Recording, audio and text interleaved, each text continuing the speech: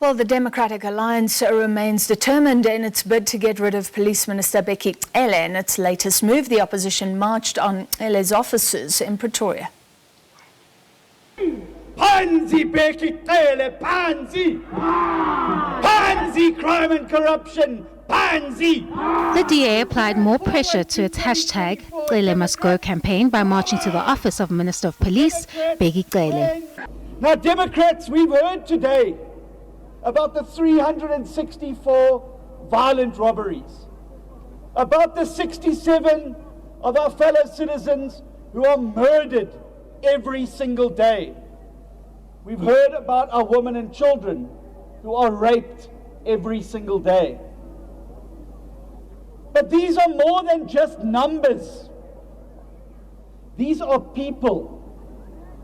These are your family, they're our family, and that shouldn't have happened. And it wouldn't have happened if we had a police minister who knew how to fight crime. The growing call for the minister to step down comes as the state of the nation is a subject of critique, specifically factors such as lawlessness and high levels of crime in the spotlight. Civil society reaffirmed the DA's call. When I think of Minister Bheki Cele, I think about the 3 people that will be murdered in this hour, the 3 people that are going to be murdered in the next hour, and I think about the 71 people that were killed yesterday, the 71 people that will be killed today, and the 71 people that will be killed tomorrow, again under his watch. Speaking recently in Parliament during questions, President Cyril Ramaphosa defended Minister Cele, saying that the minister had not given up and was at the forefront of fighting crime. Minister Cele was not immediately available at the time of broadcast. The next step of the campaign, which demands a safer South Africa, will head to the union buildings in due course, where the opposition will call for President Cyril Ramaphosa to heed to their cries for the Minister of Police to step down. Kani Mapanga, SABC News, Pretoria. Let's get reaction now from the Minister's office. We'll speak to his spokesperson, Lirandzu Themba. Lirandzu, thank you so much for your time this evening. Enough is enough and your time is up. Cele, these were some of the placards and you listened to what some of the leaders there were saying. They're saying it is only in this ANC government that a man who has presided over one of the worst violent crime waves outside of a war zone would still be rewarded with the perks, pay and power of a cabinet position. He's a danger to society and he must be fired. Bheki Cele must go. How does the minister respond to this? Thank you so much, Bongiwe, for the opportunity. Look, the statement by the DA is littered with insults directly to the Minister of Police, but as a police ministry, we won't go down that avenue. What we will say is that it's unfortunate that this particular protest action or march, as you'd call it, is ill-conceived and misplaced. We were really hoping that the DA would use this sort of vigor and energy towards having constructive conversations around how can we fight crime together. We do know that there is a crime problem in the country. This is an admission that the police ministry as well as the president have alluded to.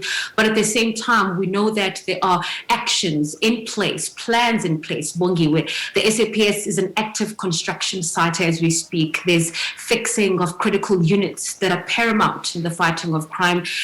We know that the DNA backlog is being addressed. We're sitting at just under 90,000 cases that still need to be analyzed. This is a drastic improvement from 200,000 DNA specimens that were at a backlog some months back. So there is improvement. As I've mentioned, this is a construction site that is at play here in the SAPS, and we believe that this sort of political gimmick is just to distract, and the police ministry and the police minister have really called it something to the effect that it is very unfortunate. You say that it is important to work together in the fight against crime, but the DA is accusing the minister of stifling its efforts in doing this. I mean, the leader of the party says that the minister is not allowing it to protect citizens in the Western Cape where it governs, and says that the minister is disparaging the City of Cape Town's law enforcement agencies by not agreeing to the calls that police functions be devolved, and the minister is against this. So Why is the minister against this first? And how then does this working together unfold if there's so much acrimony? I'm so glad you've asked this question, Bongiwe, and I would like to respectfully push back on the fact that the minister is against this devolution of the police power. It is out of his hands. It's something that needs to be consulted with from the very top. It's something that is in the Constitution. The police is a national competence. It's not a provincial competence. And what the DA is looking for is exactly that. But we also know, Bongiwe, that the very people that are making the call belong to, or they reside, many of them, in the province of the Western Cape. And it's the same province where that really enjoys a lion's share of South African police services resources. As we speak right now, over 200 police officers from various provinces are currently in the Cape Flats or in surrounding areas, sure that they are safeguarding the citizens of that country and of that province. And by the way, this is now demonstrated by some of the decreases that have been pointed out in the very latest crime statistics release. So we are seeing improvement in the sort of concerted effort that is being put in. And this, by the way, is happening under the same minister that has been called useless and a danger to society. So we do want to respectfully push back on that. It's not that the Minister of Police is opposed to the idea.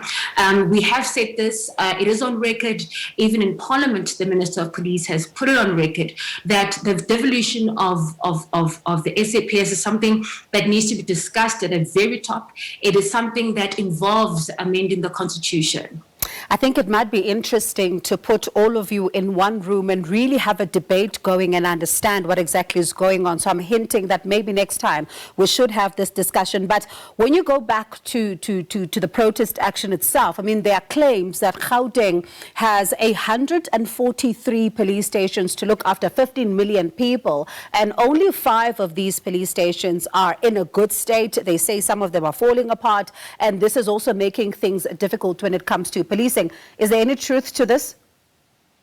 I don't have those numbers, but I do know that, and it's something that we've been very honest about, Bongiwe, is that the police service is operating with the little that it has. We know that there has been budgetary constraints, budgetary cuts. This is not unique to the SAPS. This has been happening throughout the security cluster, but we are working with what we have. And also, under the leadership of the Minister of Police, we do have what we have, which is called the Station Accountability Plan, where we are promoting accountability at station level. Just this week, on Thursday, we're having a MINMAC program that really kicks off in Mpumalanga, where we're seeing MECs of the various provinces, including the Western Cape and all other provinces, who are going to be in Mpumalanga, and where we're going to be visiting various police stations, especially police stations that contribute to the high violent crimes, and where we're seeing where are the gaps, where can we fill those gaps, what are the sort of immediate interventions and long-term interventions. So this is not to deny that there are problems that exist in the SAPS. We acknowledge that, but we know that we are at work to make sure that those problems are fixed, because ultimately it is the safety and security of South Africans that is at stake here, not necessarily marching to the police minister's office. And let's be honest, Bongiwe, the removal of one person is not going to change the situation. What is important is that hands are on deck, all hands should be on deck, and this also includes every member of society as well as political parties to come together and fight this common enemy, which is crime. And as a final question, then, we talk about these protests, as you mentioned, then, that this is not a solution to march to the minister's office. But the group, the protesters themselves, are saying that they are then going to be marching to the president's office next to ask that he actions their cries to get Minister Cele out of office. Does the minister remain confident that he'll be able to continue and be on the job?